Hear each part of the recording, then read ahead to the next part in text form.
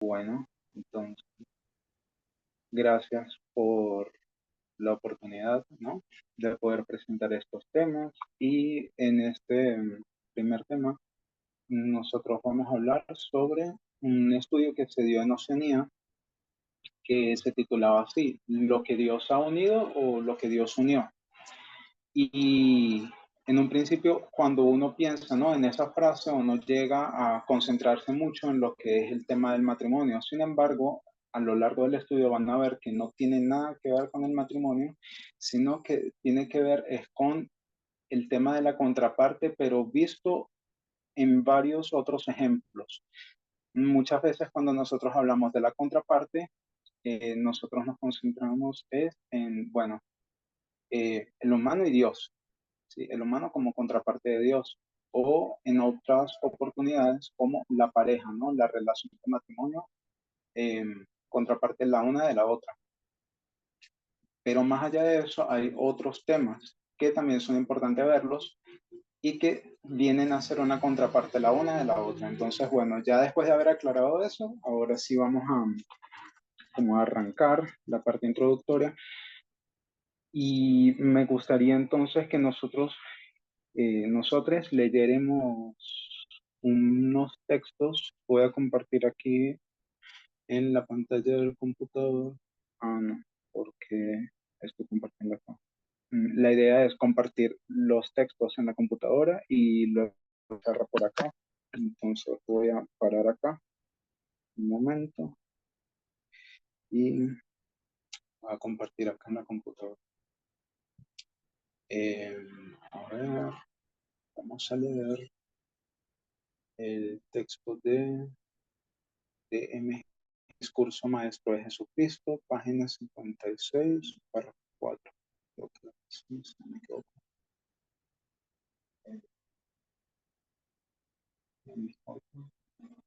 Sí, ahí está. O mejor dicho, vamos a leerlos desde acá directamente. Oh, perdón. Es que hace tiempo perdí la costumbre, entonces es un poco, pero ya acabo de ver mi apoyo de las notas. Y bueno, primeramente ella comienza ilustrando, ¿no? Lo que ella le llama una lección objetiva. Y una lección objetiva tiene ese propósito, ¿no? De ser muy visual. ¿Para qué? Para que nosotros lo podamos asimilar de forma más sencilla. O en otras palabras, es una parábola. Y se comenzó hablando sobre este objeto. Y yo no sé si ustedes lo pueden ver desde allí, si se puede distinguir qué creen que es esto, o si les recuerda algo, o tal vez no se ve muy bien, si se ve pixeleado, no lo sé. ¿Qué es esto que tengo acá? Yo no veo nada, solamente ¿No la ves raya nada? que dice sábado Ah, 14. ya, porque estoy aquí compartiendo. Yo tampoco sé Eh, eso.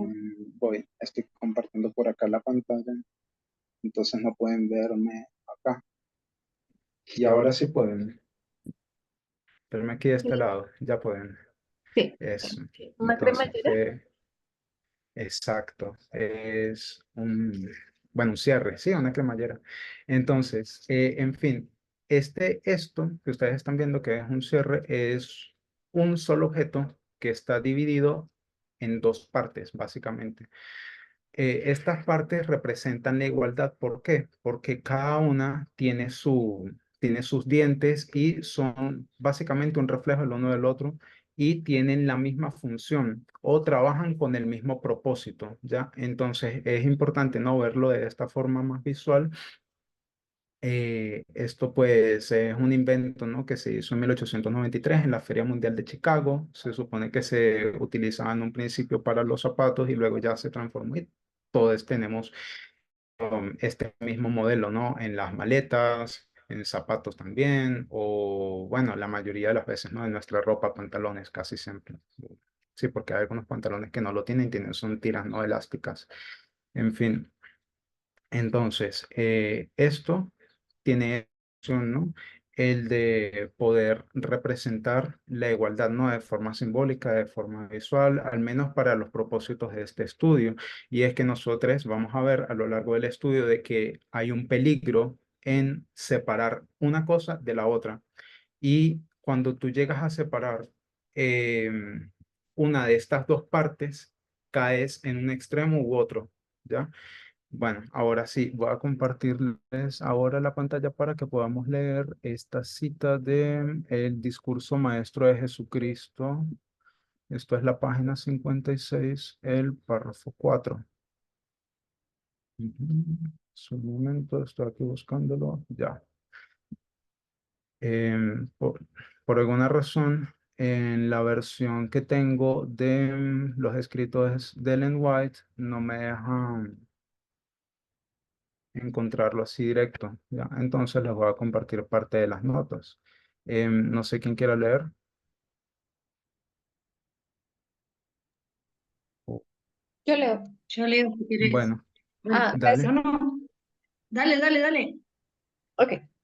Dice, después, cuando los fariseos lo interrogaron acerca de la legalidad del divorcio, Jesús dirigió la atención de sus oyentes hacia la institución del matrimonio conforme se ordenó en la creación del mundo. Por la dureza de vuestro corazón, dijo él, Moisés os permitió repudiar a vuestras mujeres, mas al principio no fue así. Se refirió a los días bienaventurados del Edén, cuando Dios declaró que todo era bueno en gran manera. Entonces tuvieron su origen dos instituciones gemelas para la gloria de Dios y en beneficio de la humanidad, el matrimonio y el sábado. Al unir Dios en matrimonio las manos de la santa pareja, diciendo, dejará el hombre a su padre y a su madre y se unirá a su mujer, y serán una sola carne, dictó la ley del matrimonio para todos los hijos de Adán hasta el fin del tiempo. Lo que el mismo Padre Eterno había considerado bueno era una ley que reportaba la más elevada bendición y progreso para los hombres. Exacto. Gracias, Yesenia. Entonces, como nosotros vemos y como lo dice la cita, ¿no? Son instituciones gemelas, o sea, son básicamente un reflejo, una institución de la otra. Y básicamente, cuando nosotros pensamos en el sábado, ¿cuál es el énfasis que se hace en el sábado? O digamos, ¿cómo lo ven otras iglesias, las iglesias protestantes? De hecho, domingo, ¿qué quiere decir la palabra domingo? Si alguien sabe, si lo recuerdan. Día del Señor. Ujú, exacto, entonces para los protestantes el domingo, Día del Señor. ¿Y cuál es el énfasis? Digamos, ahora pasándolo, ¿no? Al sábado. Eso fue solo un ejemplo para que veamos cuál era el propósito en sí del sábado. eh, ¿En qué relaciones intenta enfatizar ese día? ¿Por qué nosotros nos reunimos acá? ¿O por qué dedicamos tiempo a la oración o al estudio? ¿Cuál es ese propósito en sí? Para estar en comunión con Dios. Exacto. Entonces, se hace énfasis que el sábado establece esa relación del humano con Dios. Y luego el matrimonio, si eso es así, el matrimonio hace énfasis en qué tipo de relaciones. ¿Será simplemente de pareja? Porque la cita dice en beneficio de toda la humanidad y anteriormente uno podía llegar a pensar así, ¿no? De que el tema del matrimonio o tema de la institución gemela, ¿sabe? El matrimonio es beneficios entre la pareja, pero no, ahí la cita es bien clara, dice que es un beneficio para toda la humanidad y en ese sentido entonces, digamos, establece qué tipo de relaciones o qué énfasis se hace, en qué tipo de relaciones se hace énfasis cuando pensamos entonces. Si una hace énfasis en la relación del humano con Dios, la otra hace énfasis en qué tipo de relaciones. Humano, humano. Ujú. Bien, entonces ahora déjenme compartir por acá. Esta de acá, un momento.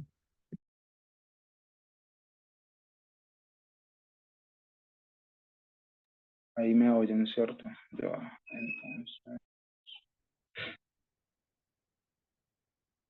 compartir y listo. Entonces ya nosotros vimos de que una de esas relaciones es de humano con Dios. Eso se refleja en qué mandamientos, en qué tabla, en la primera tabla, que son los 4 primeros mandamientos. Luego se hace énfasis en los otros 6 mandamientos.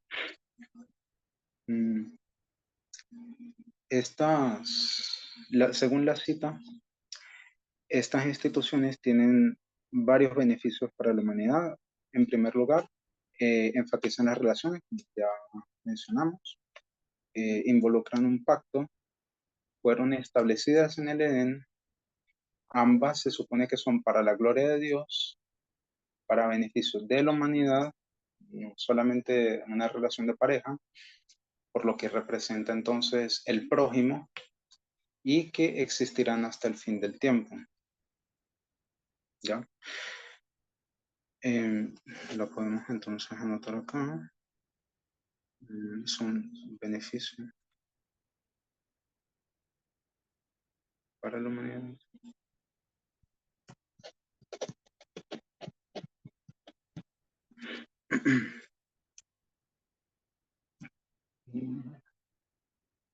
Están establecidas hasta el fin del tiempo.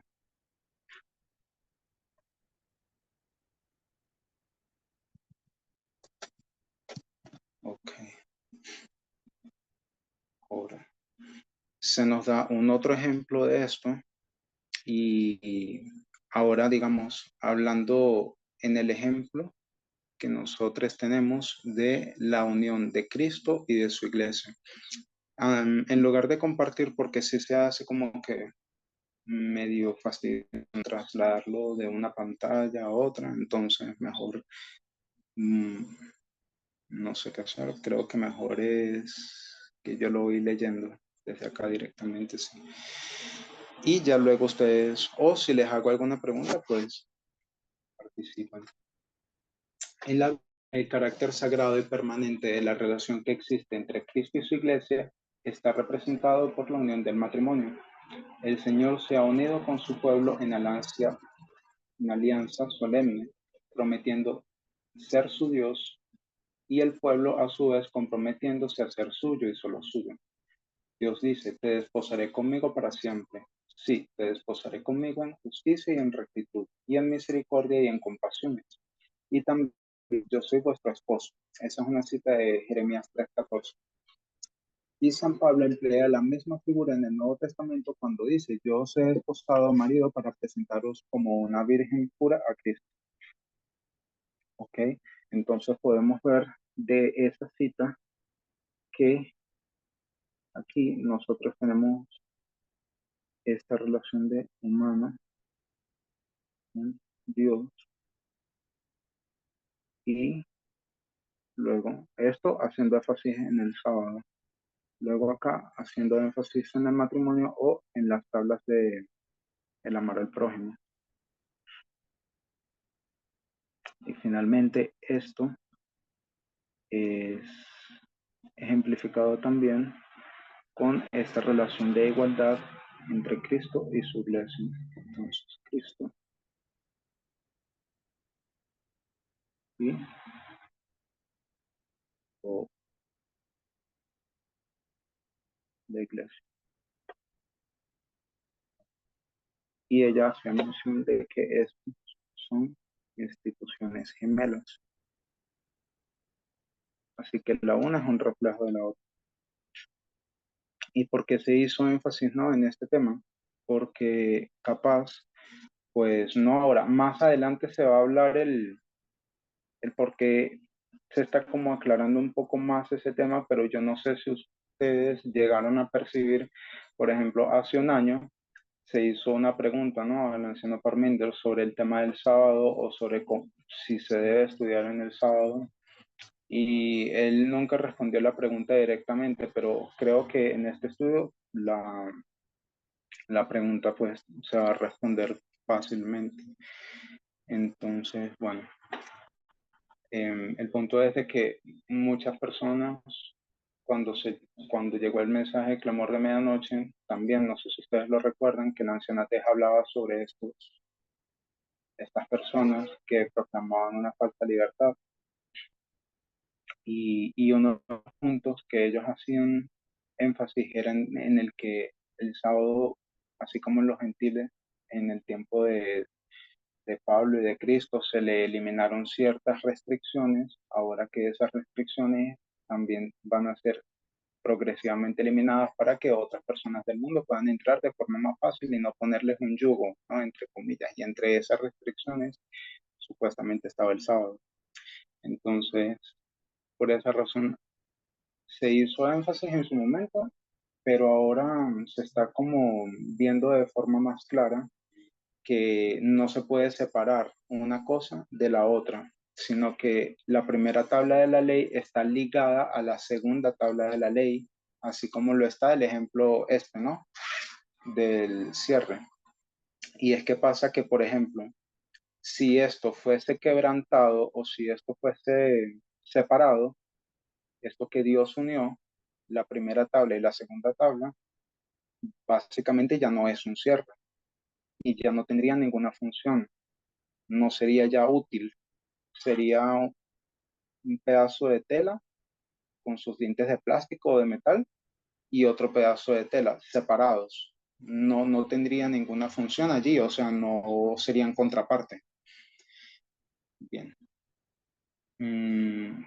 Entonces, avanzando, esta cita, la siguiente, voy a anotar acá las citas, ¿les parece? La primera que nosotros leímos fue Discurso Maestro de Jesucristo, página 56, del párrafo 4. La segunda fue Conflicto de los Siglos, en la página 368, el tercer párrafo. Y la que estamos por leer es una cita que está solo en inglés. Está en Sign of the Times, 4 de marzo de 1897. El tercer párrafo. ¿Ya? Y dice, por amor, con el deseo de elevarnos y ennoblecernos, Dios nos proporcionó una norma de obediencia. Con terrible majestad, entre truenos y relámpagos, proclamó desde el Sinaí sus 10 santos preceptos. Esta ley revela todo el deber de la familia humana. Los 4 primeros preceptos definen nuestro deber para con Dios y los 6 últimos nuestro deber para con el hombre o el humano. Un abogado se acercó a Cristo y le tentó, diciendo, Maestro, ¿cuál es el gran mandamiento de la ley? Jesús le dijo, amarás al Señor tu Dios con todo tu corazón, con toda tu alma y con toda tu mente. Este es el primero y el gran mandamiento. Y el segundo es semejante a este. Amarás a tu prójimo como a ti mismo. De estos 2 mandamientos penden toda la ley y los profetas. Entonces, cuando dice que el segundo es semejante al primero, esa palabra semejante, ¿qué quiere decir o qué implica? Que implica que algo sea semejante a. Cuando Jesús utilizaba tanto esa palabra, ¿en qué contexto? De hecho, hay un versículo no bíblico que dice que Jesús sin qué cosa hablaba. O sea, que sin tal cosa él Sin no hablaba. parábolas. Ajá, Sin en las parábolas. parábolas. pero además comparando, o sea, lo usaba siempre para comparar. Exacto, el cielo y la tierra. Entonces, nosotros sabemos que la primera tabla representa la relación del humano a Dios y la segunda es la relación del prójimo. Entonces allí Jesús básicamente los unió al hacer semejante una con la otra. Y más adelante vamos a ver algunas de las cosas que se concluyeron del estudio de Catherine. El apellido no sé cómo pronunciarlo. Allí ya luego les paso el link, pero bueno, el estudio que ella facilitó da varias conclusiones interesantes, ¿no? Para nuestro propio tiempo. Entonces, vamos a leer aquí Santiago 2, versículo 10.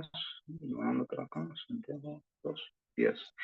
En este versículo, obviamente lo que está diciendo Santiago es de que si tú quebrantas un precepto, has quebrantado todos los demás.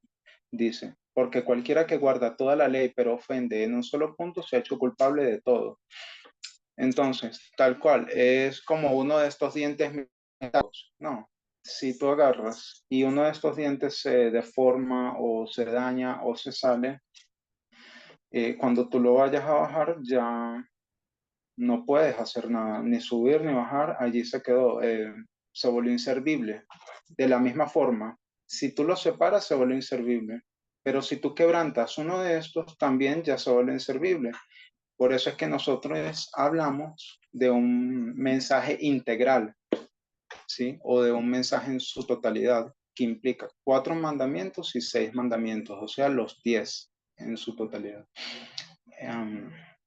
Vamos a leer aquí el deseo de todas las gentes, página 559, párrafo 2. Y qué pena que sea yo el único acá que está hablando, pero sí se me dificulta compartir acá las dos pantallas. Entonces, bueno, dice, ¿sí? Puedes tal vez compartir dos pantallas. Si estás con dos equipos, con un equipo puedes compartir dos pantallas. No, yo creo que no, para ver. Dejas de y compartes y ahí al momento de compartir, antes de darle el botón de compartir, puedes dar las dos pantallas al mismo tiempo y esas dos vas a poder compartir. Ah, no, lo que pasa es que son dos dispositivos separados, una computadora y luego la tablet. Entonces, si comparto en una, no puedo compartir en la otra porque no se pueden las dos al mismo tiempo, es por eso. Si no, pues sí lo haría. Bueno, entonces sigamos. Deseo de todas las gentes, 559, párrafo 2, dice. Los primeros 4 mandamientos del Decálogo están resumidos en el primer gran precepto. Amarás al Señor tu Dios de todo tu corazón. Los últimos 6 están incluidos en el otro. Amarás a tu prójimo como a ti mismo. Estos 2 mandamientos son la expresión del principio del amor. No se puede guardar el primero y violar el segundo, ni se puede guardar el segundo mientras se viola el primero. Cuando Dios ocupe el trono del corazón y su lugar legítimo, nuestro prójimo recibirá el lugar que le corresponde. Le amaremos como a nosotros mismos. Únicamente cuando amemos a Dios en forma suprema, será posible amar a nuestro prójimo imparcialmente. Entonces, cuando se habla de esa palabra imparcialmente, nos remite más bien a un contexto tipo judicial, ¿no? De que se haga un juicio imparcial, un juicio en justicia. O, mejor dicho, ver a nuestro prójimo como es a los ojos de la ley. Entonces, en ese texto nos dice que tú no puedes guardar uno y violar el otro, y no puedes violar el segundo y decir que guardas el primero.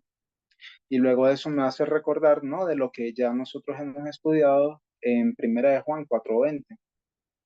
¿Qué es lo que nos dice Primera de Juan 4:20? Aquí, a la primera. ¿Qué nos dice Primera de Juan? Voy a anotarlo aquí en la capítulo 4, versículo 20. ¿Sí lo recuerdan?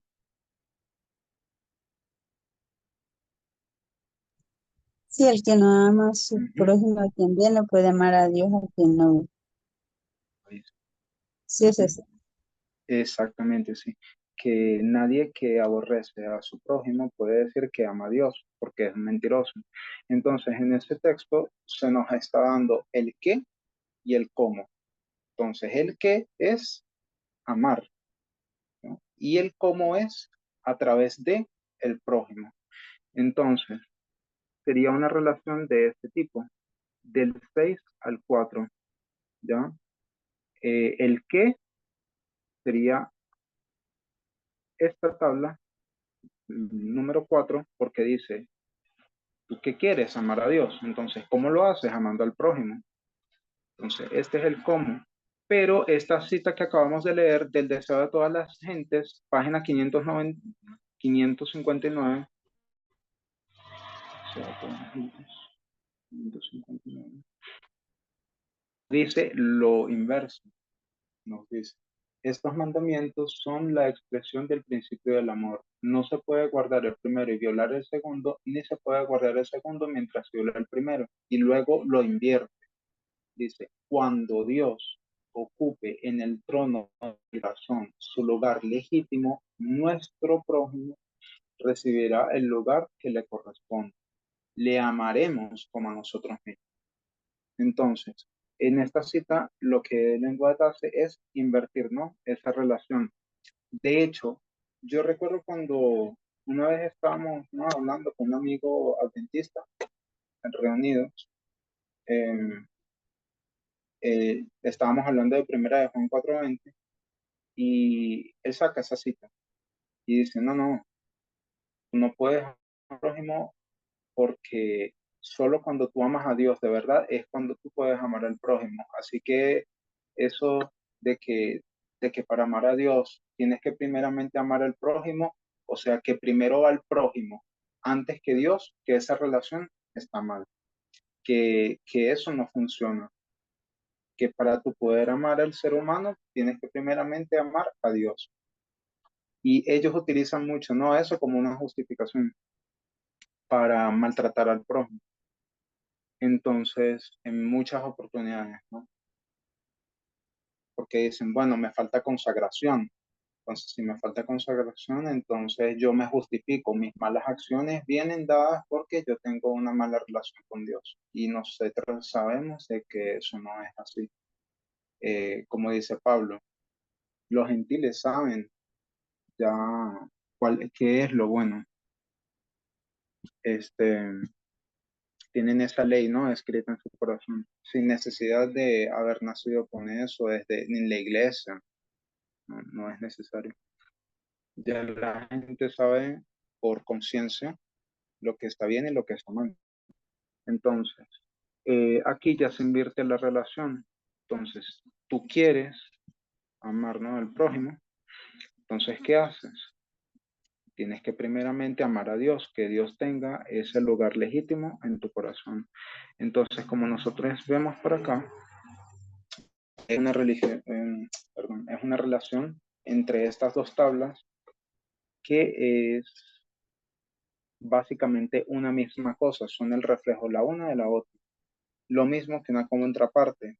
O sea, que la primera tabla es una contraparte de la segunda y la segunda es la contraparte de la primera. Las dos se relacionan, están tan estrechas que es indivisible o es muy difícil de ver cuál es el límite de una y cuál es el límite de la otra. Por eso fue que Jesús, por ejemplo, dijo que el sábado fue creado para el hombre. Básicamente por eso. Está al final de la primera tabla, pero está interconectada, pero naturalmente con la segunda. Porque el propósito del sábado, entre otras cosas, no es simplemente orar todo el día o estudiar todo el día, ¿sí? El propósito del sábado es, además de eso, de enfatizar tus relaciones con Dios, también es enfatizar tu relación con la gente que está, ¿no?, a tu alrededor. Por eso nosotros estamos acá reunidos, estudiando, compartiendo, en fin. No sé si alguien quiere aportar sobre este punto o si tienen algún pensamiento. ¿Alguien? Yo pensaba, no sé si, bueno, creo que sea acertado, pero pensaba en las veces que he escuchado o que me ha pasado de sentir el sábado como una restricción, y son cosas que tienen que ver con, eh, ¿cómo, cómo lo podría, eh, con, con obligaciones, Ujú, eh, con trabajo, con estudio, con dinero, o sea, con cosas que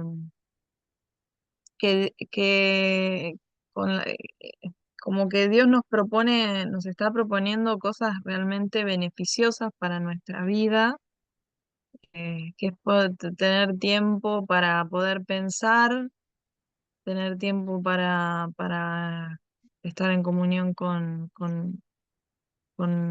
nuestra nuestra familia del cielo, y bueno, eso pensaba, ¿no? Que, que, que me parece como extraño, viéndolo desde este punto de vista, que lo tomemos como restricciones. Me quedé pensando en esa parte más que nada, por ahí. Bueno, ¿En, y en me qué punto parece pensamos? interesante esto de poder eh, tomar como el segundo símbolo del matrimonio, eh, abarcarlo en lo que tiene que ver la relación entre personas, ¿no? Sí, sí, a mí Yo también. tampoco, jamás había pensado en ese enfoque y la verdad que es interesantísimo. Sí, porque imagínate que sea simplemente o sea, que la bendición del matrimonio sea simplemente una bendición para una pareja, por ejemplo.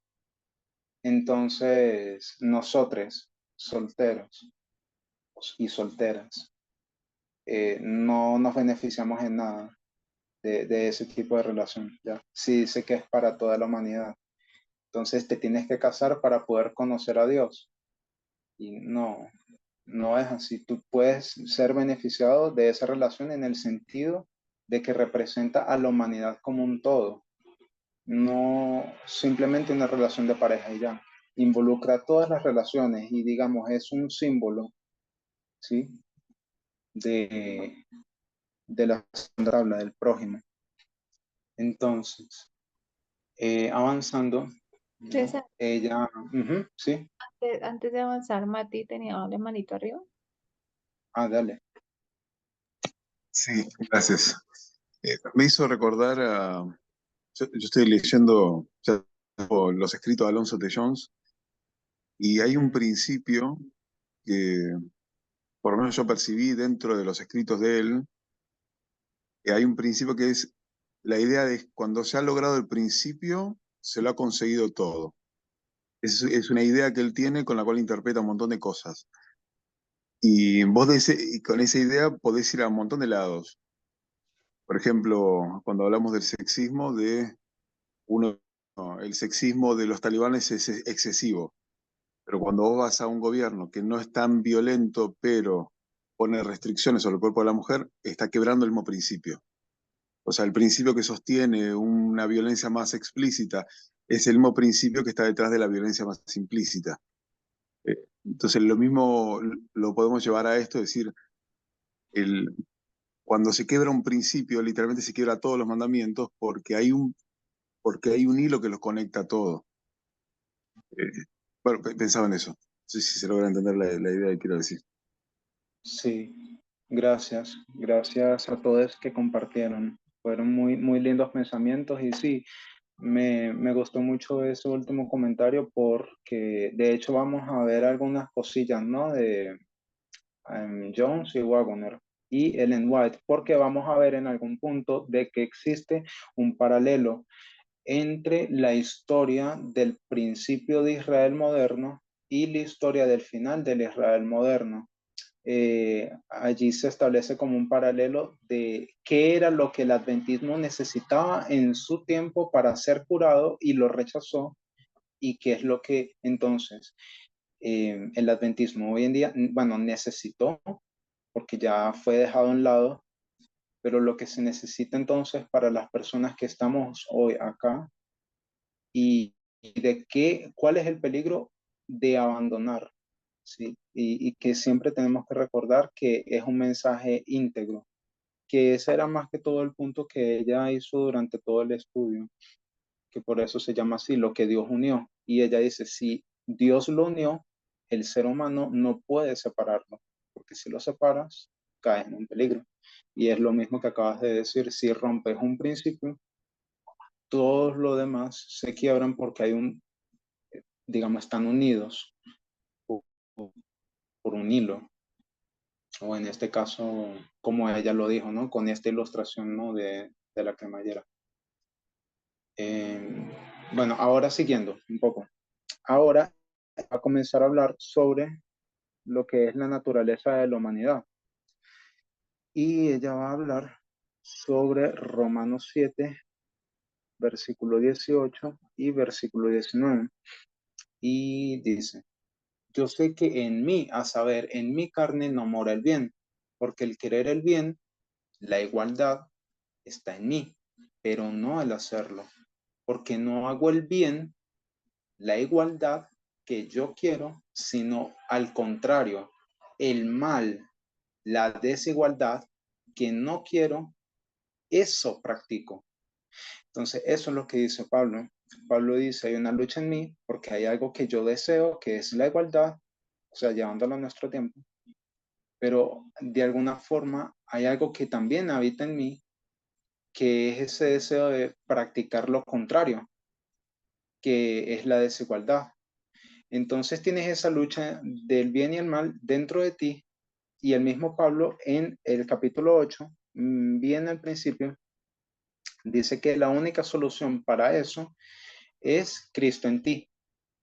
Entonces, una parte de ti quiere hacer lo bueno, pero necesitas una contraparte que te ayude en ese objetivo. Entonces, Cristo, vamos a decir de esta forma, este eres tú, este círculo y este otro, se supone que es Cristo.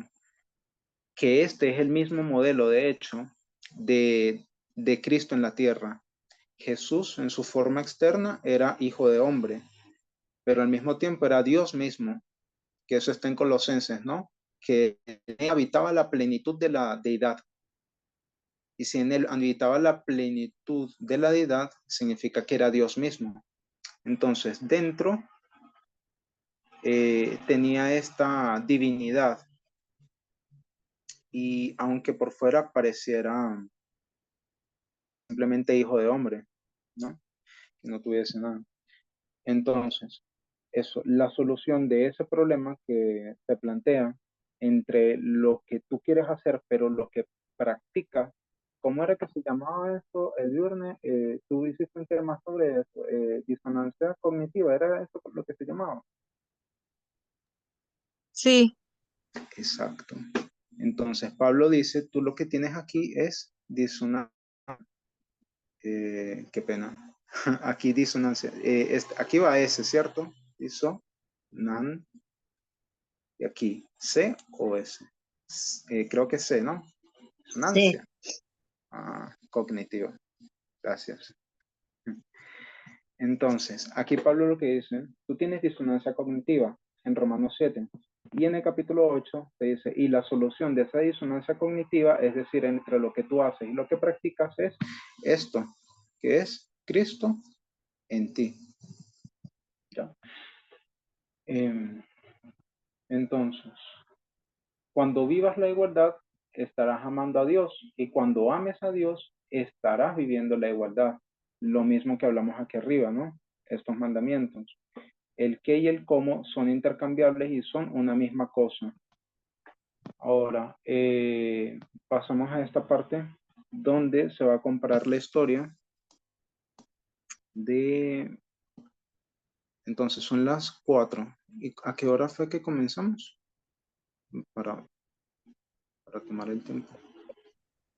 Pues pasadita a las 3. Ok, como a las 3:10, algo así. Bueno, entonces vamos a ir avanzando todo lo más que se pueda.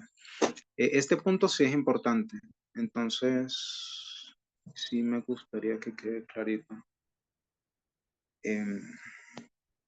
La historia, ella hace referencia de una cita de Ellen White y que también menciona el anciano Parminder, pero ella no menciona la cita exacta. Y yo también intenté conseguir esa cita, pero no la encontré.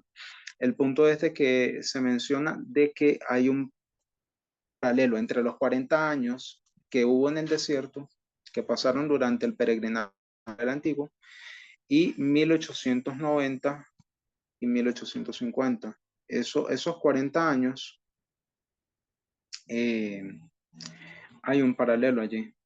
con esa historia. Y digamos, ¿qué pasó al final? O mejor dicho, vamos aquí al comienzo. En 1850, ¿qué pasa allí? ¿Cuál es ese hito? Ley dominical. Hay una ley dominical. Y al mismo tiempo, ¿qué pasa con el adventismo a nivel interno? Porque ley dominical es externo. ¿Y a nivel interno qué pasó?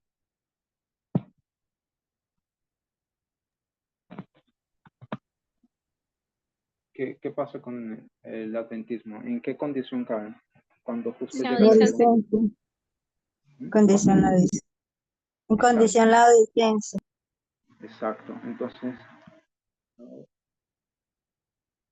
laodicense. Ellos caen en la condición laodicense. En ese año también se creó el segundo diagrama. Y ese segundo diagrama, ¿qué propósito tenía? César, te hago una Ujú, consulta. sí, No sé si lo dijiste o no lo escuché, pero ¿por qué pusiste 1890? ya. 1890, ella lo menciona y lo compara con los 40 años en el desierto del Israel antiguo. Ella hace la referencia porque el anciano Parminder comparó esa historia con la historia de 1850 a 1890, pero yo no conseguí la cita y tampoco conseguí el video donde el anciano Parminder lo mencionaba, pero ella sí dijo de que existía ese paralelo, pero ella tampoco dio la cita ni tampoco hacía la referencia exacta. Simplemente hizo como esta comparación, pero ya vamos a ver el porqué de esa comparación, porque no es tanto como la cita, sino la enseñanza detrás de esto. Y es que a final de 1800, o bueno, en ese periodo, ¿no? 1880, 1890, ¿qué mensaje se levanta allí a ti mismo, Matías, que acabas de César, hablar? Sí, pero serían 60 años entonces. ¿cómo? Del 90 al 50 serían 60 años. No, 1890, 1850, ¿cuántos son?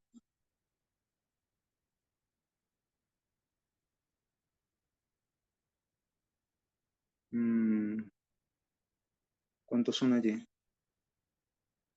50 más 40 no es 1890. Sí, son Sí, 40. Sí, son 40. sí, exacto. Sí, Sol sí. también tiene la manito arriba. Entonces, pero antes, a Matías que hizo esa pregunta, porque yo también me la hice y yo intenté de verdad buscar esa cita o esa referencia y no la encontré. Pero el punto es, ¿qué mensaje se levanta antes de esto, de 1890? El de Wagner y Young en 1888, la justificación por la fe. Exacto, la justificación por el fin. Entonces, Wagner más Jones. Y voy a colocar aquí también más Ellen White, porque Ellen White, vamos a leer esa cita, ella dice que ese mensaje que ellos dieron era el mensaje del tercer ángel. Entonces, en ese tiempo se levanta ese mensaje y ese mensaje de la justificación por la fe es básicamente la interpretación que ellos tienen de esto que hablamos, ¿no? De Romanos 7 y Romanos 8, que era Cristo en ti. Eso fue una parte del mensaje. Cristo en ti. Voy. Alguien tenía la mano levantada, había dicho de Yesenia, mientras estoy escribiendo acá. ¿Quién la tenía? Yo recuerdo que ella dice que en ese periodo de tiempo se predica el mensaje de Wagner y Jones, que es de la justificación por la fe y la justificación por la... Ella lee una cita donde dice que la justificación es el mensaje del tercer ángel y el mensaje del ángel también lleva, o es un mensaje de igualdad. Entonces, Ajá. ajá, y yo recuerdo la cita, pero o sea, no la puedo parafrasear. Así la tengo en la... Bueno, gracias Solange por eso, porque sí, de hecho, ahora vamos a hablar sobre eso. Yo no recuerdo haber leído exactamente que el mensaje del tercer ángel representaba el mensaje de igualdad, pero sí vamos a llegar a esa conclusión. ¿Por qué? Porque Pablo dio un mensaje en su totalidad. Por una parte, él dijo el mensaje de Cristo en ti, pero al mismo tiempo nosotros podemos ir a Gálatas, capítulo 3, versículo 28, Y ese versículo que te enseña de que, bueno, rápido porque el tiempo es corto, que no hay ni libre, ni esclavo, ni mujer, ni hombre, ni griego, ni judío. Entonces, en sí, te está diciendo que hay un mensaje de igualdad, ¿no? Entre comillas, porque nosotros sabemos de que en Filemón él le dice a olvidé el nombre del Onésimo. Onésimo, gracias, Graciela. Le dice a Onésimo, devuélvete con tu amo, y le dice a Filemón, yo no voy a hacer nada con tu bien sin tu permiso. Entonces, sabemos de que Pablo tiene esas ideas, ¿no? De que no vive la igualdad 100%. Sin embargo, utilizamos, ¿no?, la aplicación de Gálatas 3:28 para decir que su mensaje también implicaba igualdad, porque aunque no era igualdad perfecta, si te decía, mira, no hay distinción, todo eso más uno. Entonces, vamos a decir que Gálatas 3:28 es un símbolo de igualdad en el mensaje de Pablo. Y como aquí Solange también nos acaba de hacer referencia, y por eso hablábamos de este periodo de tiempo, hablábamos de la ley dominical porque había un problema social, que era la esclavitud. Entonces, el adventismo tenía el propósito de ir al mundo, pero en ese diagrama que se supone que lo tenían que utilizar para evangelizar, ¿qué era el componente que faltaba? Precisamente ese, ¿no? La esclavitud. Entonces, al final de este periodo de la historia, cuando se levantan Waggoner y Jones, que predican este mensaje de Cristo en ti, al mismo tiempo, también predican un mensaje de igualdad, porque están intentando dirigir los pensamientos de las personas hacia ese problema social de ese tiempo, ¿no? Que era la esclavitud. Entonces, vamos a decir, en lugar de igualdad, derechos humanos. De esta forma, en el caso de Pablo, podemos decir que igualdad equivale a derechos humanos, ¿sí? Solo como una aplicación, porque él no lo comprendía al 100%. Entonces, al final de este periodo de tiempo, hay un mensaje que llega, que es el mensaje del tercer ángel, que te lleva a ti a pensar tanto en lo que es Cristo en ti o la naturaleza de la humanidad y el mensaje de la igualdad, los derechos humanos en este periodo de tiempo. Ahora, o haciendo el paralelo con nuestra propia historia, nosotros también podemos ver lo mismo. Y es que en este periodo de tiempo, ¿no?, al final, vamos a decir por allí 2017, 2019, que sale el mensaje de la naturaleza del hombre y el mensaje de la igualdad, partiendo de, vamos a decir, 1989. Aquí en el periodo de historia de arriba, de Ellen White, ¿por qué fue que ellos entraron en una condición laodicense? Pues en resumen, la ley dominical entra en vigor, la ley del esclavo fugitivo. Ellos están concentrados en qué? En que el mensaje del tercer ángel era qué cosa, en qué consistía.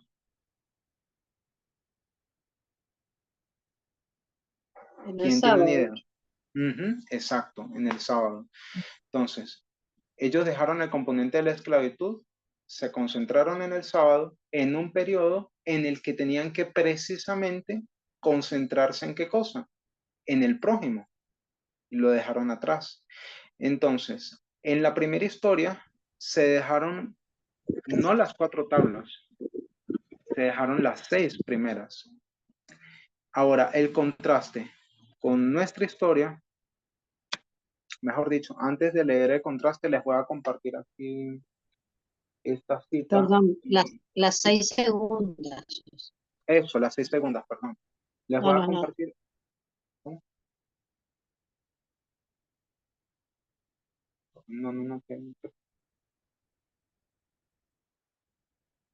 Bueno. Entonces, les voy a compartir por acá, en el grupo de estudios proféticos, esta cita que sí la pueden guardar por allá. Y si alguien ¿La puede leer? ¿La quiere leer?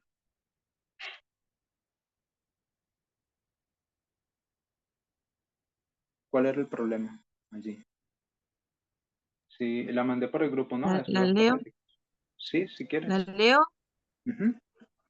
Algunos de nuestros hermanos han expresado el temor de que nos extendamos demasiado sobre el tema de la justificación por la fe, pero espero y ruego que nadie se alarme innecesariamente, porque no hay peligro en presentar esta doctrina tal como se expone en las Escrituras. Si no hubiera habido negligencia en el pasado para instruir debidamente al pueblo de Dios, no habría ahora necesidad de llamar especialmente la atención sobre ella. Algunos de nuestros hermanos no están recibiendo el mensaje de Dios sobre este tema. Parecen ansiosos de que ninguno de nuestros ministros se aparte de su manera anterior de enseñar las buenas doctrinas antiguas. Preguntamos, ¿no es tiempo de que una nueva luz llegue al pueblo de Dios para despertarlo a una mayor seriedad y celo? Las grandísimas y preciosas promesas que nos dan las Sagradas Escrituras se han perdido de vista en gran medida, tal como el enemigo de toda justicia hizo que sucediera. Él ha arrojado su propia sombra oscura entre nosotros y nuestro Dios, para que no podamos ver el verdadero carácter de Dios. El Señor se ha proclamado misericordioso y clemente, sufrido y abundante en bondad y verdad. Gracias, Edurne. Entonces, ese es un periodo donde ellos entran en qué? En negligencia, pero quiero que vean la semejanza que hay aquí con nuestra propia historia. Al principio, no sé si ustedes lo recuerdan, por ahí septiembre o inclusive antesito, agosto de 2019, ¿no? ¿Cuál era el temor de las personas cuando se comenzó a enseñar que las mujeres podían utilizar pantalón, de que eso no era un pecado? ¿Cuál era el problema? El problema era de que la gente sentía igual miedo. ¿Por qué tenía miedo? Porque ellos decían, uy, no, te estás enfocando mucho en este tema y no te estás concentrando en estos otros temas. De la misma forma, en aquel tiempo de Ellen White hubo ese mismo problema. La gente le daba miedo porque dicen, estos ministros están predicando algo nuevo y se nos está apartando de la antigua doctrina, ¿ya? De lo que se supone en lo que nosotros nos teníamos que concentrar. De la misma forma pasó en esta historia. Sin embargo, ya más adelante, digamos, yendo más allá de lo que pasó con Future for America, pasó que hubo un grupo de personas que comenzó, que era lo que estaba hablando de la ancianatez por allá en 2020, con el tema de la falsa libertad. Se levantó un grupo de personas diciendo de que, bueno, basándonos ¿no? en el dispensacionalismo, si se han quitado ciertas restricciones para el mundo o para los gentiles en el tiempo de Cristo, hoy en día también ciertas restricciones se tienen que eliminar para que así las personas puedan venir para acá y tengan un mensaje más agradable. Y una de esas restricciones era ¿cuál? Era precisamente ese tema, el sábado. Entonces, aquí nosotros vemos de que ellos entran en condición laodicense por negligencia y utiliza esta palabra, ¿no? Despertarlo. Si hay que despertarlo, ¿no? Al pueblo, es porque antes estaba ¿qué? Porque antes estaba dormido. Entonces, ¿qué es lo que te despierta? Esa palabra despertar, ¿a dónde te lleva? ¿A qué parábola de Cristo? La parábola de las 10 vírgenes, ¿no? Entonces, el mensaje de clamor de medianoche tiene ese propósito de despertar al pueblo. Y ese mensaje de clamor de medianoche, que está en paralelo con el de Jones y con el de Wagner, y ratificado por Ellen White, es un mensaje que involucra tanto los derechos humanos como Cristo en ti. Entonces, despertarlo, y también dice que han perdido la vista.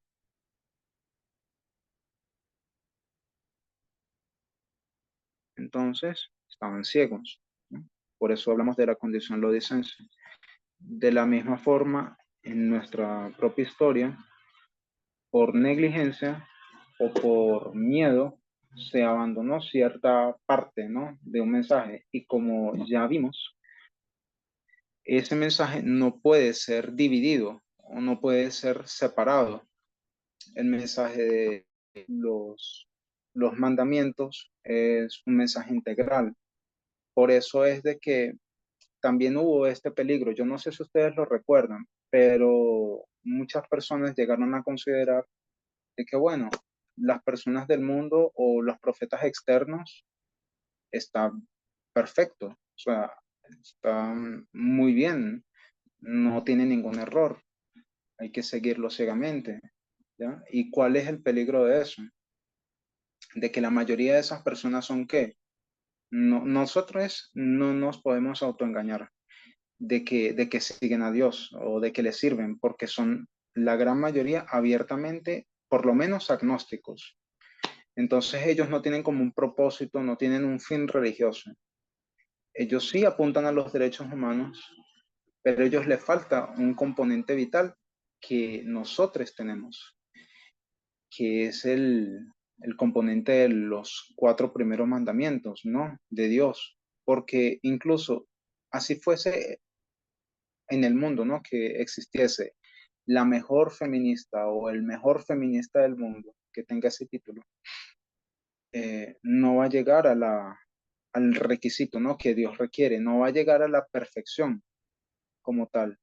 Entonces ya allí hay un mensaje incompleto, y si es un mensaje incompleto, no es un mensaje verdadero, y si no es un mensaje 100% verdadero, entonces no, no te va a llevar a ti a ese estándar que se requiere, ya de igualdad completa.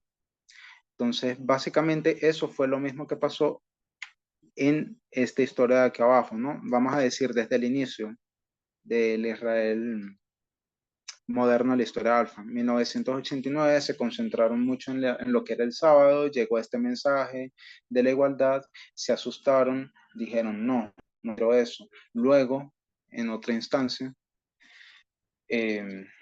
cuando se hizo mención, ¿no?, de todos los temas de la igualdad, personas confundieron, tergiversaron, al punto de decir, no, ya no necesitamos tanto el componente del sábado, nos necesitamos concentrar más bien en el componente única y exclusivamente de la igualdad, pero era una igualdad que no era real. ¿Por qué? Porque ellos la vieron en su mente como libertad.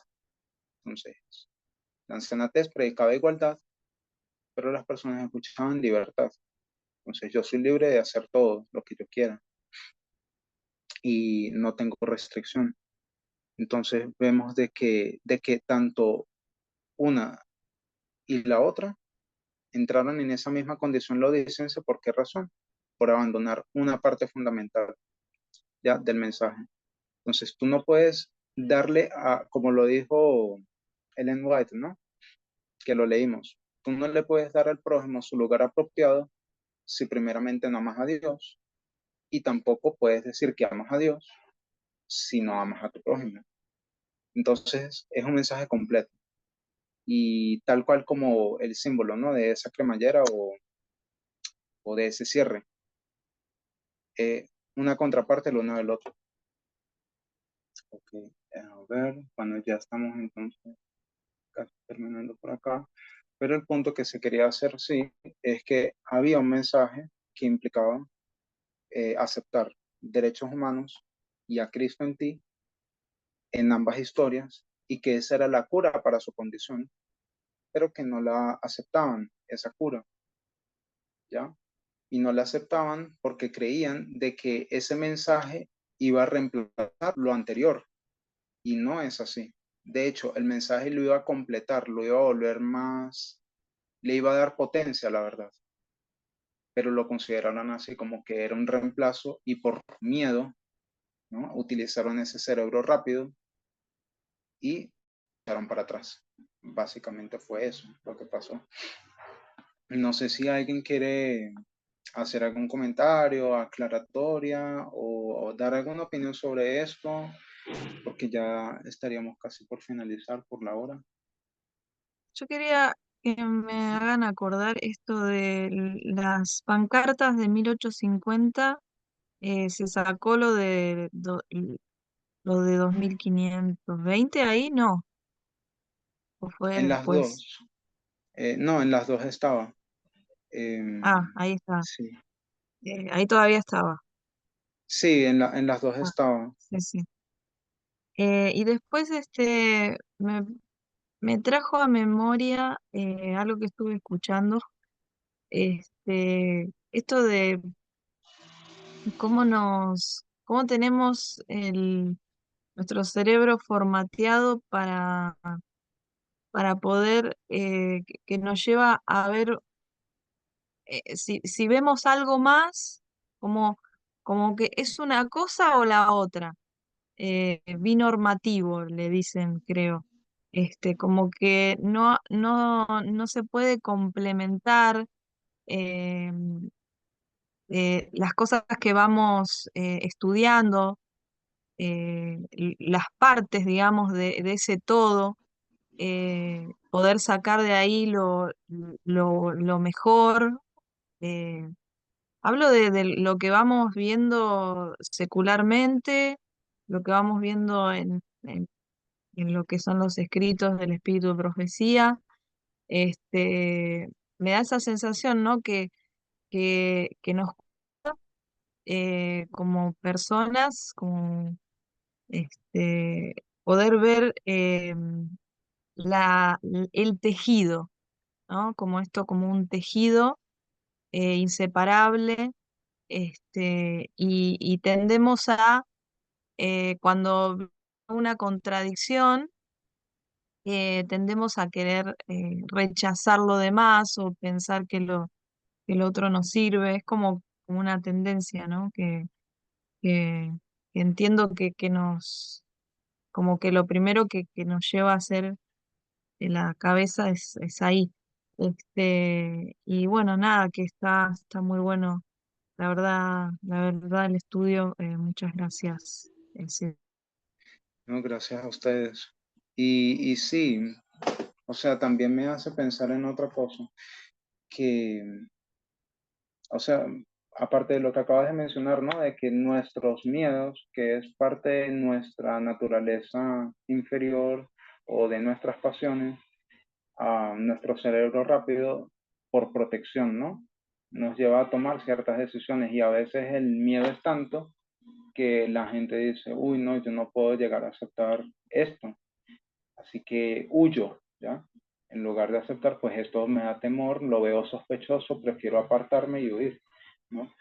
Digamos, es como una reacción súper natural del cerebro, pero otra vez, ¿no? Volviendo al punto de la naturaleza humana, ese temor puede existir, pero hay que santificar esas pasiones, entonces hay que vivir con esas pasiones santificadas, es decir, ser recto. Y como se enseña, ¿no? En los estudios del arrepentimiento, el arrepentimiento es una mentalidad. Creo que Marcel también lo mencionaba la semana pasada. El arrepentimiento es una mentalidad. Entonces ya tú estás arrepentido incluso antes de, porque ya tú tienes ese cerebro, lo cambiaste, cambiaste el chip, ya no huyes, sino que ahora si es verdad, tú sigues esa verdad. Entonces, una de las cosas que también quería mencionar es que es esta unión, ¿no? Que existe entre los cuatro primeros y los otros seis, este, que a veces es muy difícil de ver el límite entre el uno y lo otro. Entonces, a veces no se le da el lugar apropiado a uno o al otro. Por ejemplo, a Dios y al humano.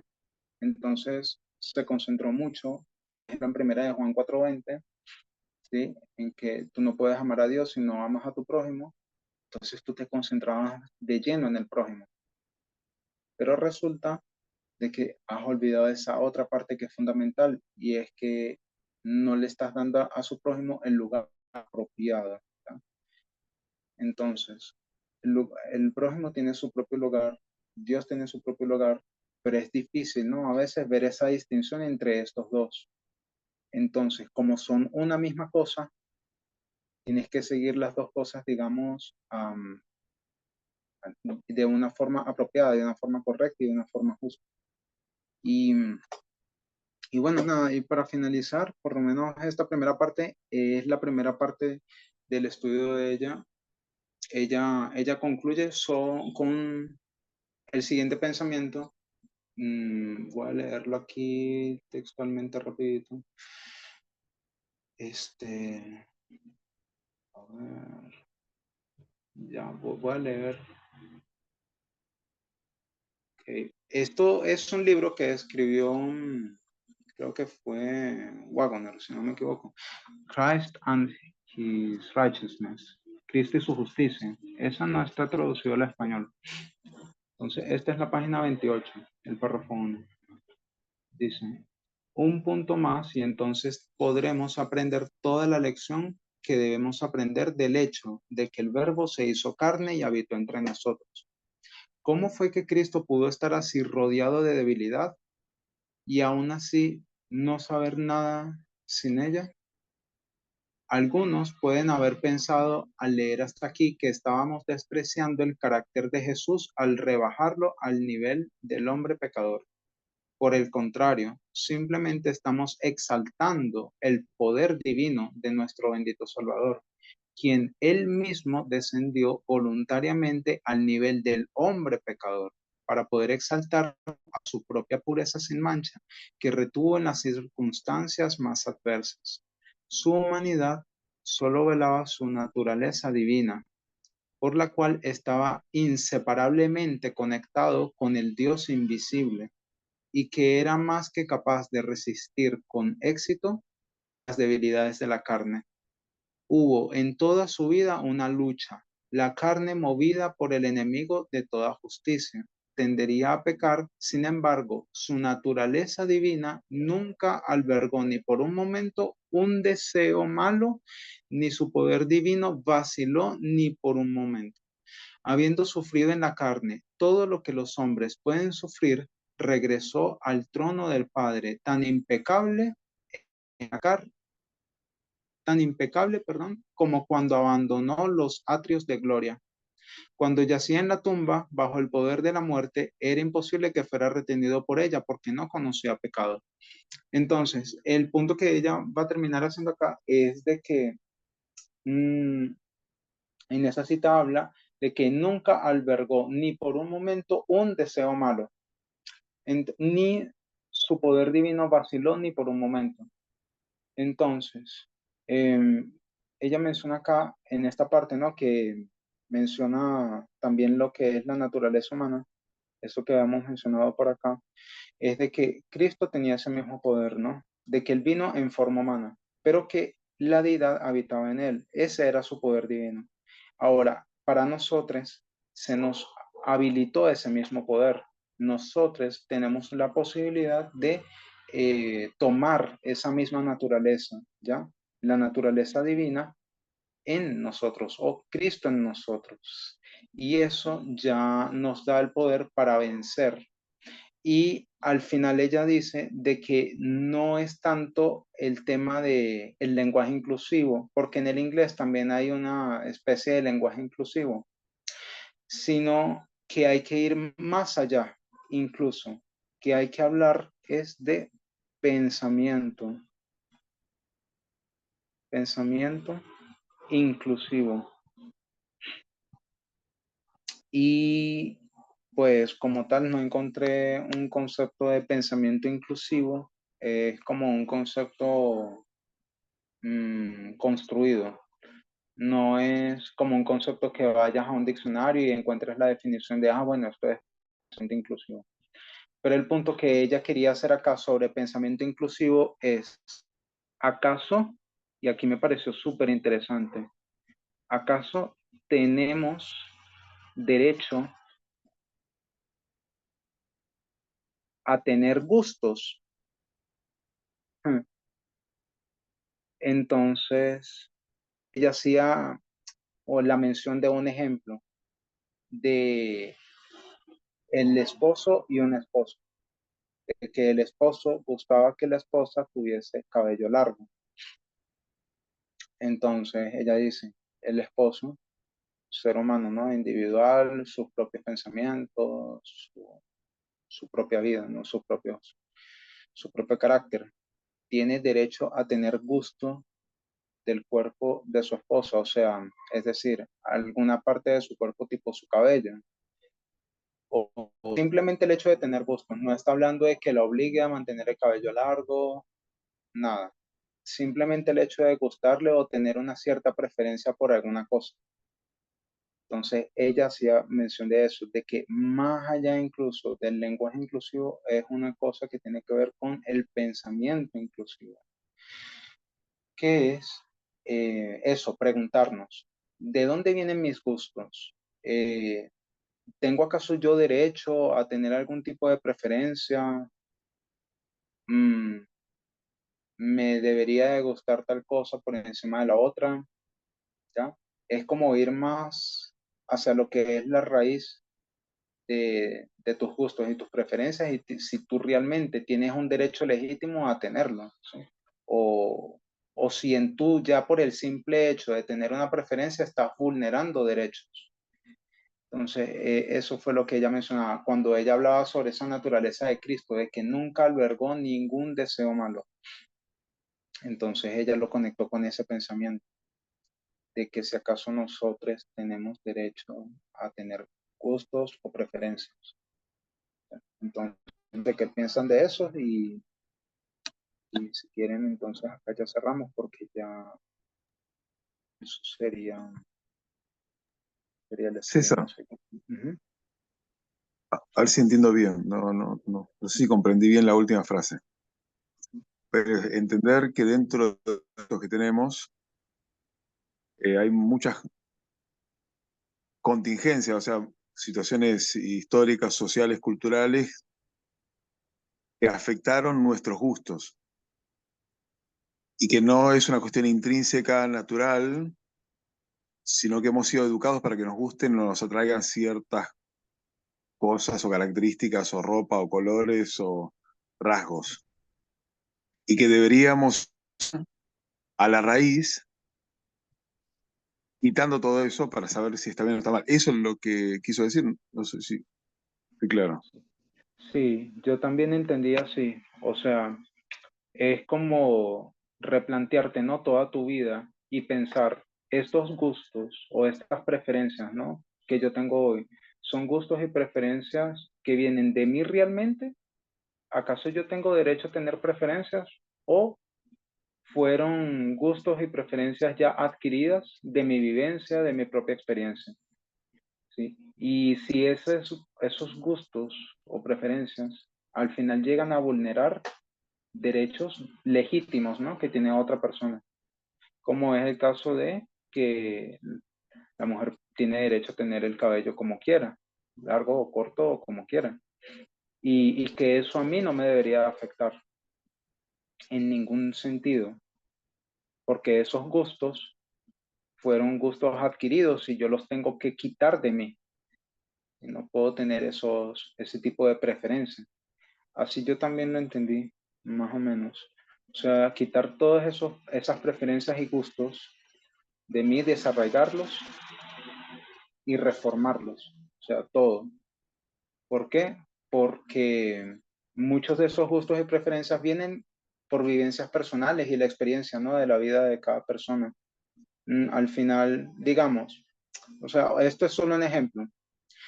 Eh, una mujer en su etapa universitaria o sí, de colegiatura, digamos, tiene la idea o sí, la idea de que gusta de hombres, de que es heterosexual, pero luego, no sé, en algún momento se involucra con muchas compañeras, ¿no? Y llega ahora a reconsiderar ciertas cosas y dice, ¿será que mi sexualidad qué tipo de orientación sexual tengo yo, seré bisexual, seré homosexual, o sea, es ese tipo de cosas, ¿ya? Lo mismo puede pasar con un hombre. Son nuestras preferencias las que dictaminan nuestras relaciones sociales, ¿ya? ¿Son esas preferencias? ¿Son esos gustos? ¿Los hemos adquirido o son realmente preferencias y gustos reales, legítimos, ¿no? Que tenemos? ¿Será? Entonces, no sé qué piensan de eso. Y no, y gracias, Matías, porque sí, ese es un concepto que estaba complicado, sí, de comprender. Otro comentario, sumo a la idea que estás planteando. Yo hace tiempo vengo pensando esto de esta idea de la heterosexualidad. Ujú. ¿Qué es lo que te atrae de la otra persona? O sea, ¿realmente te gustan las mujeres o te gusta lo que la construcción social de la feminidad colocó sobre las mujeres? ¿Qué te atrae, los hombres o te atrae esa construcción de la masculinidad hizo en los hombres? Porque si te gustan los hombres, pero si a ese hombre le pusieras una pollera, pelo largo y tendría comportamiento femenino, ¿te atraería o no? Entonces, ¿qué es lo que te atrae? ¿La masculinidad? O sea, es realmente ir a la raíz. Por eso, no sé si Mika quería decir eso, pero para mí tiene que ver con esa cuestión de conectar con la persona, más allá de la cuestión externa, que por ahí nuestros gustos han sido muy afectados por eso. Como que no todo se responde con la cuestión biológica. Si con la biología no podemos responder a un montón de cosas que nos gustan, eh, yo personalmente creo que no da la respuesta biologicista a nuestros gustos en relación a la sexualidad también, o a lo que nos atrae. Eso es lo que pienso y lo que se venía en relación a esto. Eso tenía una palabra, ¿no? Un término. ¿Será? Eso no Here- es Heteronormatividad, heteronormativo. esa no. Puede ser eso. Ahí Mika dijo, más que desarraigarlo sería lograr poder conectar con personas más allá de lo externo a mi creer. Em, sí, yo creo que es algo, se abre como un panorama, porque hemos aprendido, creo, en el movimiento que hay una cuestión genética, pero hasta qué punto eh, podemos librarnos de, de la construcción mental, digamos, de la heteronormatividad en la que nacimos, ¿no? Entonces, ¿hasta qué punto eh, podemos decir con total seguridad, como dijeron recién, si son gustos o cosas aprendidas, ¿no? Em, o bueno, si estos gustos fueron, claro, adquiridos socialmente.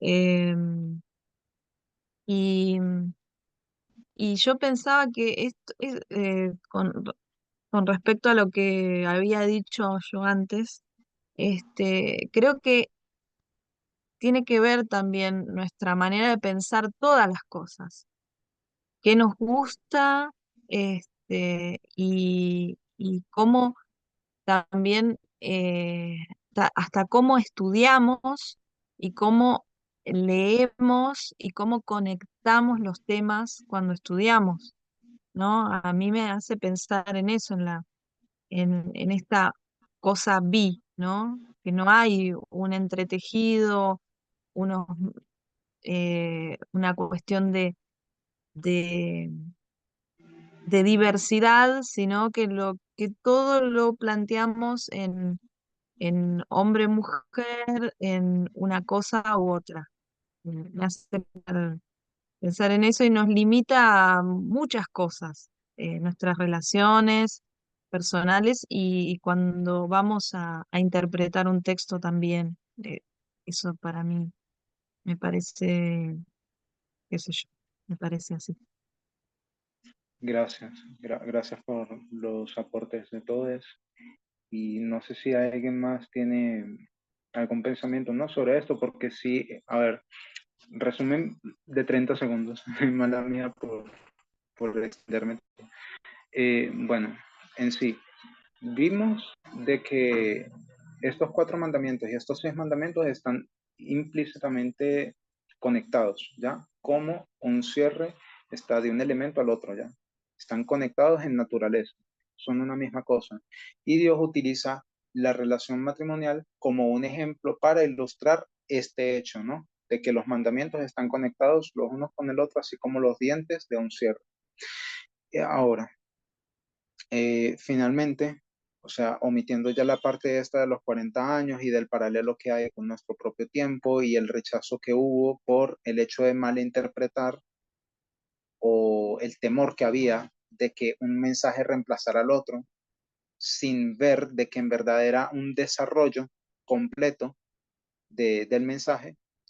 Además de eso, vimos también el tema de la naturaleza humana y de que Cristo y la divinidad estaba ligada, así eran una misma cosa. Así como estos 4 mandamientos con los otros 6 eran una misma cosa, Cristo y la divinidad eran la misma cosa. De la misma forma, nosotros tenemos que ser una misma cosa con Dios, con Cristo. Y cuando eso pasa, nos llegamos a replantear todo. Y cuando nos replanteamos todo, llegamos al punto en el que ya no solamente pecamos, digamos, en cosas como el lenguaje inclusivo o el sexismo, digamos, explícito o abierto, violencia de género. Ya no solo eso, sino que ahora modificamos el todo de nuestro cerebro, de nuestra conducta y hasta el punto de llegarnos a preguntar de que si realmente mis preferencias y mis gustos son preferencias y gustos legítimos que yo tengo o si fueron gustos adquiridos. Y por otra parte, si el hecho de yo tener gustos perjudica a otra persona, solo por el hecho de tener gustos. No sé si recuerdan, pero Jesús dijo, cualquiera que codicia a la mujer de su prójimo, en su mente ya pecó. O sea, no es necesario que ya tú cometas la violencia de forma externa, sino ya en tu interior. Y si el yo tener pensamientos, digamos, o preferencias de cualquier tipo, si eso ya es una lesión a los derechos humanos de otra persona. Y sobre todo esa parte que mencionaba Matías, de que qué es realmente lo que te gusta. ¿Te gusta la masculinidad? No te gusta la persona, te gusta es lo que representa la masculinidad. Entonces no sé si alguien más tiene una idea sobre eso para cerrar o algún otro punto a mencionar de esto. Ay, perdón, yo estoy hablando No mucho, sé. pero me No. hizo acordar algo que dijo Parminder sobre en algunos estudios de esto de que eh, como que no podemos controlar nuestro cerebro, sino que nuestro cerebro nos controla y tiene que ver con esto, ¿no? O sea, si nosotros pensamos algo, vamos a actuar con respecto a lo que pensamos y no lo vamos a poder evitar, digamos. Entonces sí o sí va a tener que ver con alguna acción con respecto a las personas que nos rodean.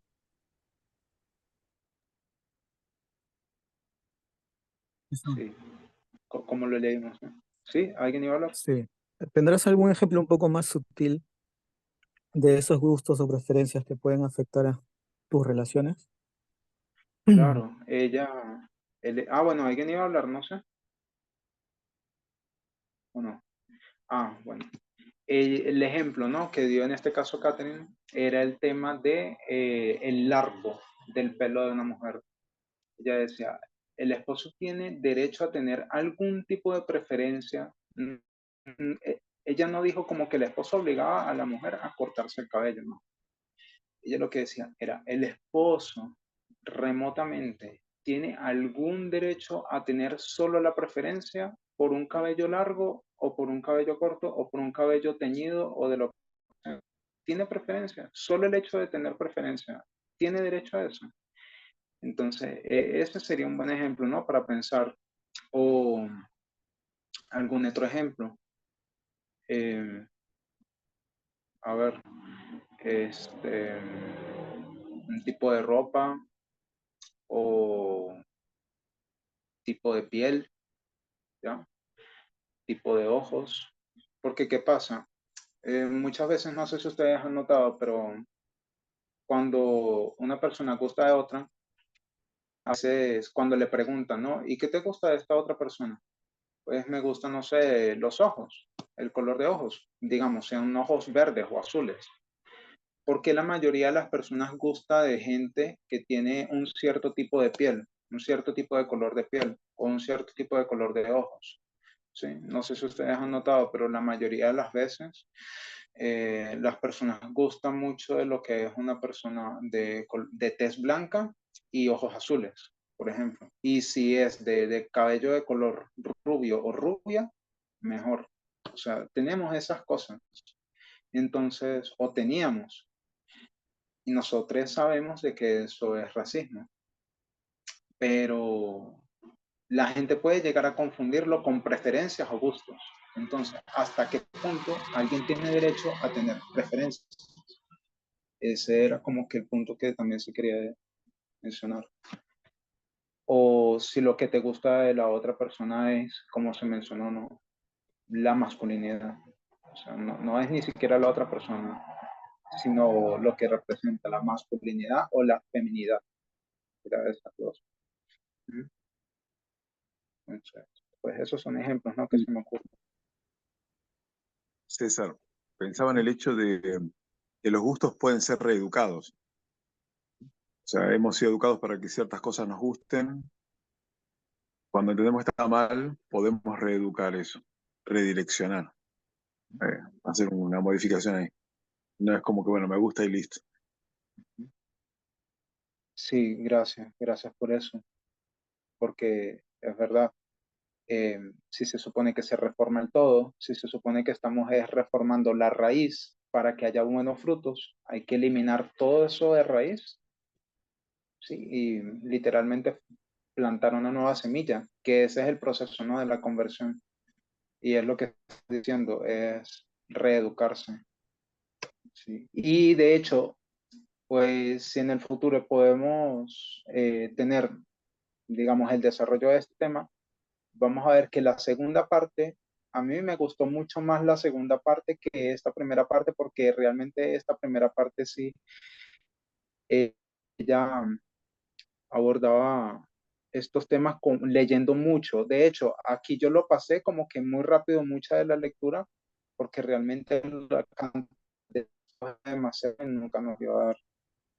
Entonces, si ya consumimos mucho tiempo, imagínense si me hubiese puesto a leer todo. Entonces, sí era como que, pero por lo menos se leyó la principal y se fue a la idea principal. Pero en la segunda parte, ella habla sobre el comer y ella habla de que la profecía, que es una parábola, tú la tienes que consumir y esa información tú la tienes que consumir, un adelanto, ¿no? A esa parte del estudio. Pero así como las 4 y las 6 son una contraparte, asimismo también los profetas externos y los profetas internos y la información externa y la información interna son una contraparte. Entonces, tú no simplemente te puedes quedar y comer la profecía, digamos, del espíritu de profecía o de la inspiración, ¿no? De la Biblia, sino que también tienes que consumir las fuentes de información externa. Entonces, al unir estas dos y consumir las dos, tu mente va a comenzar a cambiar. Entonces, si tú quieres cambiar, como dijo Matías, si tú quieres reeducarte, tienes que consumir sí o sí las dos. No puedes consumir solamente la fuente de información externa, porque el problema de la fuente de información externa es que fue dada por personas que son seculares o que no tienen un pensamiento religioso. Y allí hay un peligro porque estás abandonando esta otra parte que es fundamental. Entonces, digamos, este fue un tema que me pareció muy lindo porque tienes que siempre tener en cuenta de que estas cosas no se pueden separar. Son cosas que Dios unió. O sea, la información que consumes, cómo tratas al prójimo, cómo tratas a Dios, todo eso está unido. La naturaleza del hombre, la naturaleza de Cristo, son cosas que ya están, ¿sí? Fusionadas, por decirlo así, y que si tú te quieres deshacer de una parte, caes en una brecha o en la otra. Entonces, si por ejemplo tú solo consumes la inspiración, caes en el protestantismo, en la lectura literal, pero si consumes solamente información externa, caes en el ateísmo. Entonces no puedes, tienes que consumir las dos y tienes que fusionarlas. Bueno, es que de hecho no las tienes que fusionar, ya están fusionadas porque Dios la unió. Por eso es ese título, lo que Dios unió, es eso. Dios unió esas cosas y no puedes separarlo. Y sí, reeducarte implica eso, consumir esa información externa, ¿no? Y aprovechando, ¿no? Y hablando de información externa y de reeducarnos, les invito a unirnos a ese grupito, ¿no? De los miércoles, de la lectura que tenemos ahí con el Ministerio de la NAVE, todos somos varias personas, es muy chévere y el libro de verdad que wow, es muy, muy bueno. Decididas. Entonces, nada, eso no sé si pues si no hay nadie más que vaya a opinar o que vaya a dar alguna idea, pues ya sí podemos cerrar porque Sol tiene una les quité ya, ¿sí? manita arriba, César. ¿Cómo? Sol tiene la manita arriba. Ah, Sí, dale. creo que para mí lo importante de la presentación, hasta lo último que lo vi, me pareció el enfoque en tener el pensamiento inclusivo, porque el pensamiento inclusivo es esta capacidad que nosotros tenemos de poder vivir en medio de una diversidad y abordar cada cosa como algo nuevo y no como algo raro, extraño, peligroso o algo así. Entonces, no se trata muchas veces de eliminar muchas cosas, sino más bien de saberlas aceptar y convivir con ellas. Hay cosas que en las que sí es necesario, creo que nosotros nos cuestionemos, pero van a encontrar muchas cosas en las que realmente hay pensamientos propios. De donde vengan son pensamientos propios nuestros, pueden que estén errados, pueden que estén em, eh, sesgados, pero necesitan un proceso de purificación, pero siguen siendo nuestros. Entonces, creo que el punto de ella era más como en el pensamiento, o sea, como yo lo percibí, en el pensamiento inclusivo de nosotros poder em, convivir con la diversidad sin mirarlo como algo extraño, como algo raro. Eso, solo eso. Ya. Porque si tú lo mencionas así, convivir en medio de la diversidad, ¿no? De pensamientos, entonces significa que estarías aceptando, bueno, no aceptando directamente, pero mm, estarías dando también cabida a que vamos a llevarlo a un otro tema, ¿no? Profético, el tema de la libertad de expresión, por ejemplo. Entonces, todos tienen libertad de hablar, ¿no? Lo que quieran, incluso si les suenan derechos a otras personas. Entonces, no sé si entendí bien el punto que decías. Convivir en medio de la diversidad, ¿no? De pensamientos sería algo así como, o sea, al menos yo le entendí algo así como eso. Vamos a decirlo, el espacio del sitio web X, ¿no? Twitter. Entonces hay mucha gente expresa sus pensamientos y es como vivir dentro de esa diversidad ¿o qué?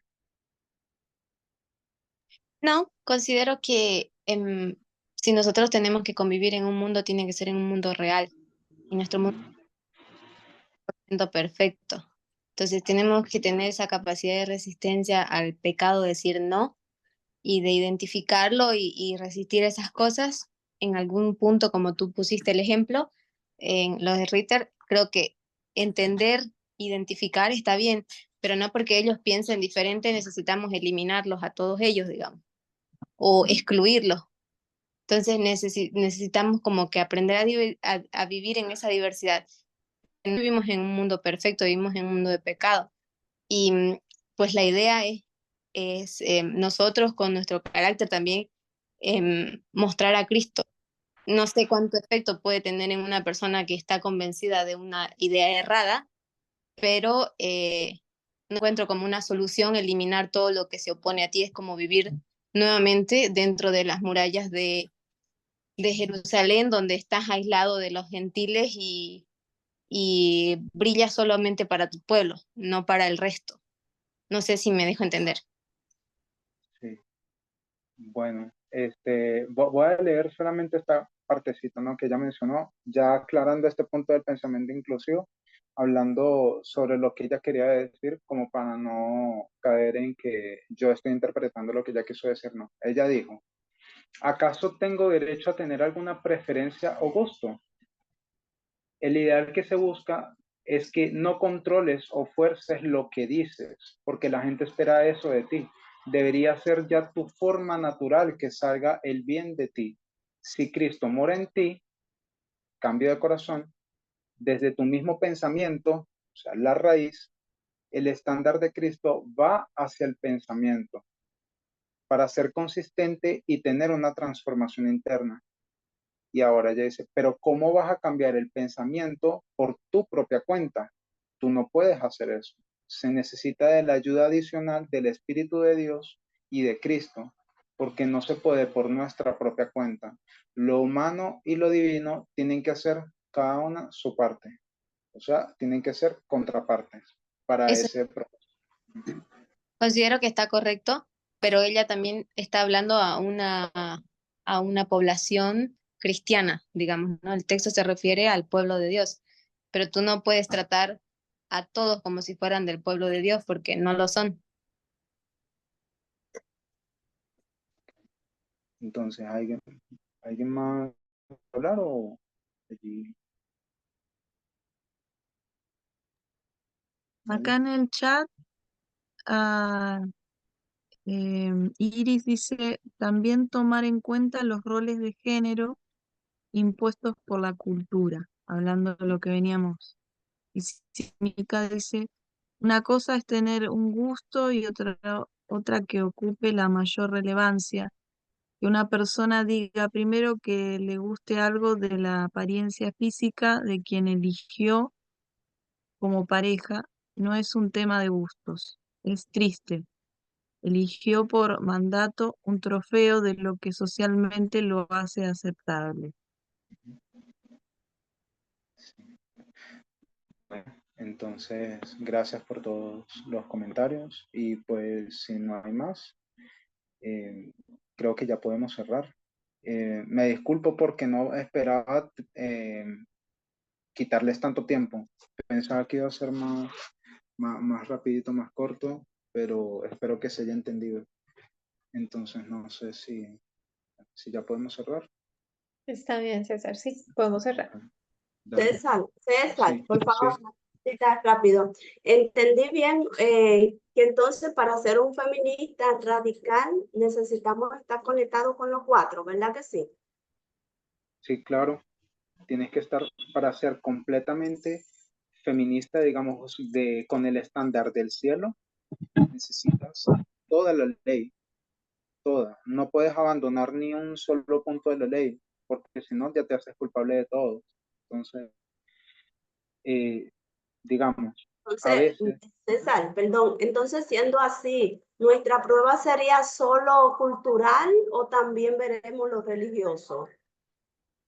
es que la religión y la Pero en cultura, una parte que, perdón, que Palminder decía que no podemos sacar la parte religiosa de la prueba porque estaríamos cometiendo un grave error.